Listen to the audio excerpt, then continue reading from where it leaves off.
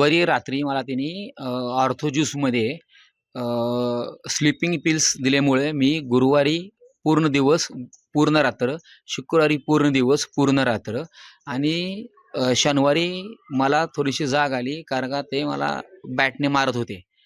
अजून माझी मिसेस होती, बॅटने मारत होते. त्यामुळे मला थोडंसं कळत होतं, की मला कोणीतरी भरपूर मारतंय. मी म्हणत होतो, की मला मारू नका, मारू नका. तरी पण ते मारत होते. ह्याच्यामध्ये माझी मिसेस होती आणि अजून कोण आहे हे मला माहिती नाही आहे. आणि त्यानंतर त्यांनी मला उचलून त्या जो गॅलरीमध्ये डक्ट बांधला होता, त्या डक्टमध्ये त्यांनी मला टाकलेलं होतं. पण जो गवंडी आलता त्यानी जे बघितलं कडपा टाकताना, की माझा हात किंवा पाय हललेला असेल, त्याच्यामुळं त्याला डाऊट आला आणि तो खाली पळत सुटला बिल्डिंगच्या आणि त्याने 112ला फोन केला आणि त्यामुळं तत्काळ पोलिसांची मदत मिळाली. त्याच्यामुळं माझा जीव वाचलेला आहे.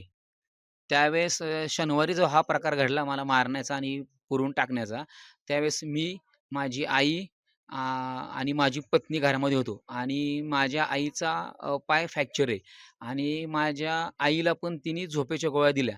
त्यामुळं माझी आई पूर्ण बेशुद्धावस्थेत होती. त्यामुळं माझ्या आईला ह्याची काहीच कल्पना नव्हती. पण ज्या दिवशी मला मारत होती त्यावेळेस मी ओरडत होतो. त्यामुळं तिला थोडीशी जाग आली आणि ज्यावेळेस तिला हे अ, कळालं की काहीतरी प्रॉब्लेम चाललाय, तर त्यावेळेस आमच्या आईनी आमच्या सोसायटीमधील एका व्यक्तीमार्फत संपर्क साधून आमच्या भावाला पाचारण केलं आणि भावाला पाचारण करून त्यावेळेस भावाला ज्यावेळेस पाचारण केलं, त्यावेळेस पोलीस पण तिथं उपस्थित होते.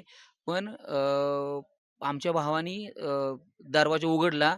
त्यावेळेस मला बेशुद्ध बघितलं. त्यांनी मला उचललं, तात्काळ हॉस्पिटलला नेलं. पण आमच्या घरचे सगळे लोकं प्रचंड घाबरलेले होते.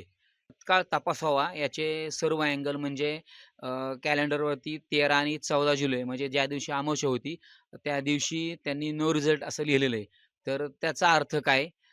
एक दुसरा असा आहे, की घरामध्ये जी कुऱ्हाड आणली, ती कुऱ्हाड कुठून आणली? ऑनलाईन मागवली, ऑफलाईन घेतली, कुठून घेतली, कशासाठी घेतली, त्याची चौकशी व्हावी.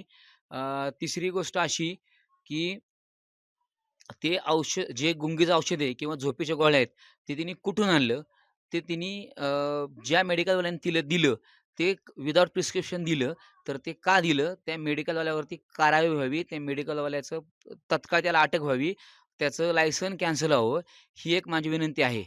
आणि प्लस असं आहे, सगळ्यात महत्त्वाचं म्हणजे माझी मुलं गायब आहेत. माझी मुलं सासरच्या लोकांनी घेऊन गेले आहेत. माझा मुलगा आहे अ, अ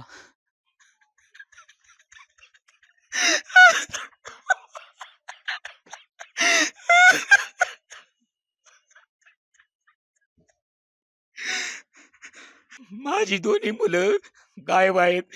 माझा मुलगा आणि माझी मुलगी ते कुठं आहेत आणि त्यांना तिच्यापासून धोका आहे आणि माझ्या सासरकडपासून लोकांपासून धोका आहे. तर त्यांनी माझी मुलं माझ्या स्वाधीन करावी, ही माझी विनंती आहे.